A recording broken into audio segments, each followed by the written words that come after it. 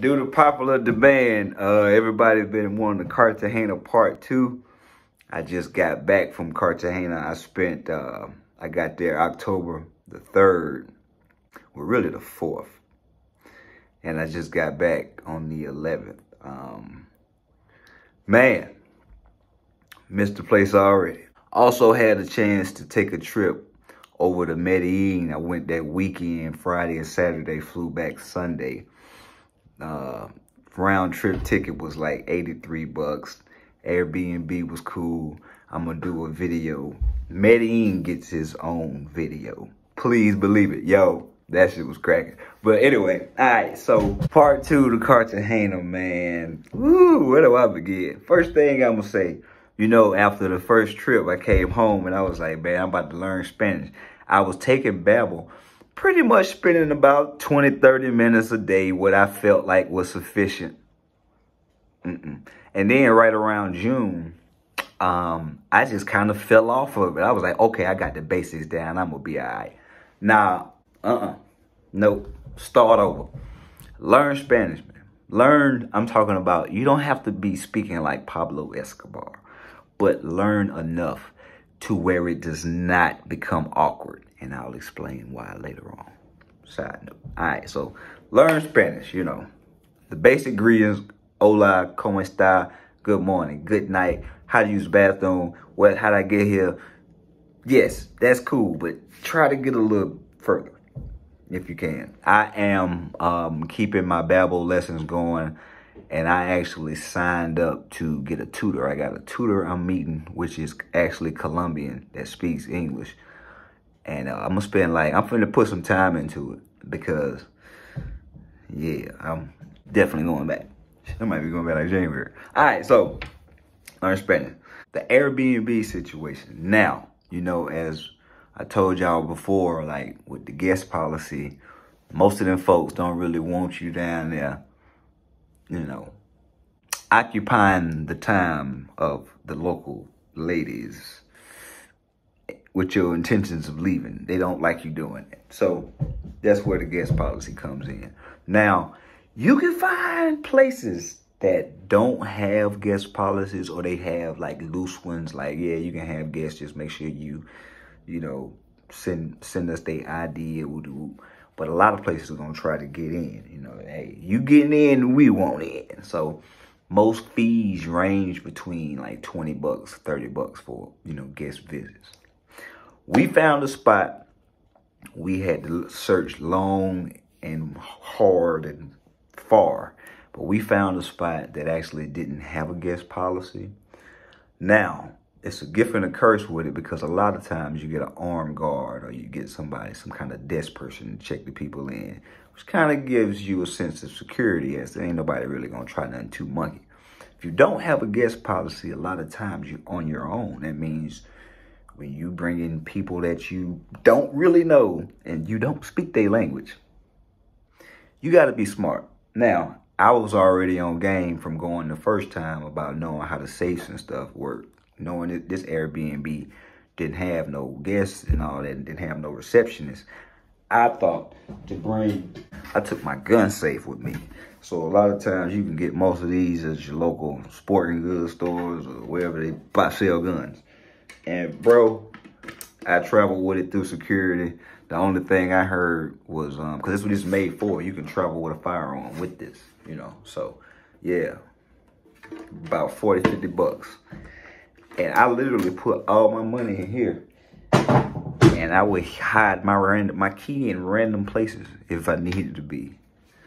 So, hey, you can take the safe with you, but good luck getting in. So, that's what I recommend doing if you are going to. If you really want my opinion, like, the smart thing would be to do, if you know you planning on bringing some company back to the house, just stash everything prior to leaving the house, because you trying to bring them back there and you trying to hide a laptop. Not only they seeing what you're doing, they might take offense to it, because everybody down there is not really on no scam and on no crook stuff. Like, truth be told, man, Colombian people now, granted, You don't want to go walking around in certain areas with jewelry on and being a target. Anybody rob you. They rob your ass here in Atlanta.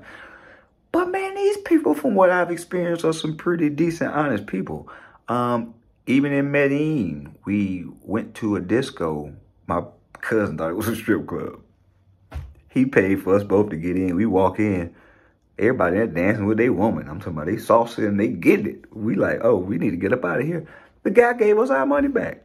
He called. We was walking off. He was like, oh, senor. We walked back over there. He was like, here y'all go, man. I know y'all ain't come to the right place. My passport, I was walking through Old City in Cartagena. My passport was falling out my pocket. And this dude was like, hey, migo, put your passport up. So, I mean, I can't really buy into the whole Colombians. It's bad. I know shitty people in every race, culture, creed. Here you talking about. So, but yeah, just protect yourself. Next thing, man. After being there this long, you got to pace yourself. You got to pace yourself. Get you some sleep. Get some sleep. You know, I got this saying that sleep is undefeated. So you do not want sleep to take you. You want to take sleep. So take your rest, man. Hey, them hoes gonna be out there. I mean, it's so much to do, you know. And I'm gonna get into it a little later on about some things I actually did and enjoyed that I recommend. But yeah, get you some sleep, drink your water. It's too hot in Cartagena to be day drinking. So good luck with that. I tapped out 2 of the nights. I didn't even go out. I got back and just about 11 o'clock that night, I was couldn't get out of bed until my phone going off. All right. So yeah, pace yourself. Moment everybody been waiting for. The mamis, the mangoes. Hey, learn the money. Learn the money. You gotta learn the money. And the reason being, everybody want USD, even though they don't take USD. Dum-dum, they got places to convert USD over. So the currency, for example, I just left there. It was 4,700. That was the currency rate, the exchange rate for the US dollar. So give you an example, how it works. You're going to hear peso, you're going to hear mil, you're going to hear thousand, you're going to hear all, like, what the hell? All the girls are going to try to get you to pay them with some USD. You in Colombia. I told this one girl, I was like, but we in Colombia though. She just kind of looked at me. Like I said, and people, y'all got me in the comments. Y'all got me. Ooh, y'all, well, y'all hell, well, but hey, it is what it is. You know what I mean? $100 is definitely overpaid, especially if you pay in US. Oh, you definitely if you paying in pesos. 250,000 peso. That's about $65. Give or take what their currency exchange rate is. Let me pull my little calculator. 250,000 peso divided by 47. That's $53. So I said all that to say, learn the money and make offers. Make offers. You see something you want? Hey, baby, I got 300 million pesos for you. She gonna say, yeah, next. She might try to hit you with 400. Which ain't bad. That's around 75 US. But when they start talking about 500 and all that, abort mission. If they start talking about US, abort mission. Because if you give them 100 US or 75 US, yeah. Yeah. So I got why y'all roasted me. And okay, I'm gonna take that, but I got some get back this time, nigga. Ooh, especially in Medellin, me and my cousin. Yeah, that's for that video. All right, so a lot of people say stay off of Tinder, stay off Bumble, stay off of the dating apps. I don't really fool with them dating apps no way, but down there in Cartagena ain't as bad, I don't think, with the date rape stuff and with the drug and the scopolamine stuff. My cousin was up there going ham. But like, yeah, with the Tinder thing, man, just, I would say meet them out and make sure you won't kick it with them before you just invite them over. Could be fat, Cuz had ordered something off of Tinder and she showed up. And the next morning he was like, bro, I think old girl was pregnant, bro. I was like, ugh. I had a young lady come meet me and cuz we was out eating. We sat there, ate, drank. It's cheap. We get back to the room. She said, 150 US. I thought she said 150,000 pesos. I was like, oh, but we can play. But let's roll. Let's go. Let's sign me up. So I said, and I was really offended. I spent the rest of my trip just going, this y'all just tried me. She said, and she had told me she was a single mom, but if you don't get the fuck. Last thing I want to say about the language. It get awkward with them chicks if you don't speak the language. Because trust you me, man, that translator shit, first of all, doesn't translate your tone. So you might crack a joke and she don't even get the joke because she just got to read it to try to understand what you're saying. Bruh, it get awkward. It gets awkward. You might have to take a cab ride back with this chick.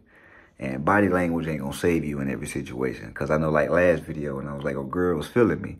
I had a couple situations where you just might see something you trying to take down and you might not be her speed. So, you know what I mean? Like you gotta keep that in mind. Learn the language because it will dead the awkwardness. Because a lot of them gonna try to substitute it with music or, you know, something else. But you might not have that. You might got a 25-minute cab ride. You don't know. So then you get back, you know, everybody ain't just getting straight. You might get a shower or something first. You never know. So learn the language, man. Best you can. Ain't no need to talk about the begging ass kids. They was down there. Same old lady came up to me breastfeeding. I was like, my homie talking about, well, that titty out. I said, but I ain't trying to suck no lactating titty. Yeah, same old with them. The mud volcano. It is what it sound like. So you've probably seen people posting pictures of it or whatever. It was cool, man. It was a real dope experience. We had lunch right there in the village with the local people right next to the mud volcano.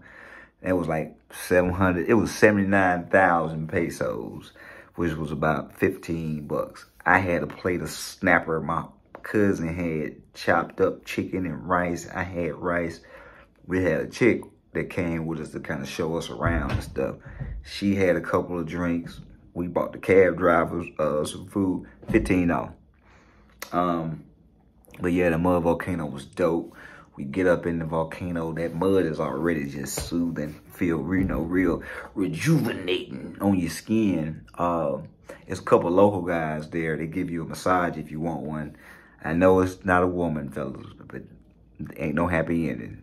You dumbasses. It's just a massage. Man, them jokers had my back, lower back, feeling so good in that mud. But I'm going to tell you the downside. If you go to the mud volcano, bro, it closes 6 p.m. The sun starts to go down around 5:40. Do not. I had to text my homegirl. I was like, why you tell me about that mosquito? Listen here. Listen here. Do not be out there when that sun go down. This is the closest to vampires are real. We tried to be cool, get there all a little late. We got there about 4:40. Tried to eat, hang out. And they kept trying to tell us, but we don't speak the language. You got to go down and rinse off. The shit sits in pretty much a swamp.